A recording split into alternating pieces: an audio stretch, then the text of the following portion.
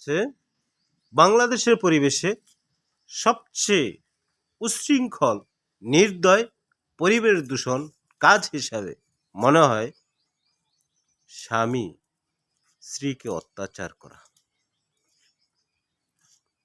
স্ত্রীরা যে পরিমাণ হক স্বামীর কাছে পায়, অনুপাত অঙ্কে বাংলাদেশের পরিবেশে আমরা কিন্তু বাঙালিরা ওই হিসাবে হক আদায় করতে পারি না।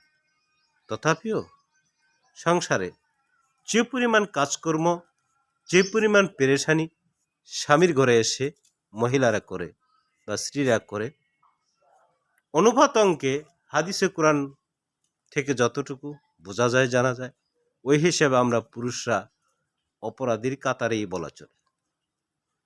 তারপরেও একজন পুরুষ কিভাবে পারে একজন স্ত্রীর গায়ে হাত উঠিয়ে বা তাকে বকা যন্ত্রণা দিয়ে কথা বলে আবার সে পরিবেশ দূষণ করতে?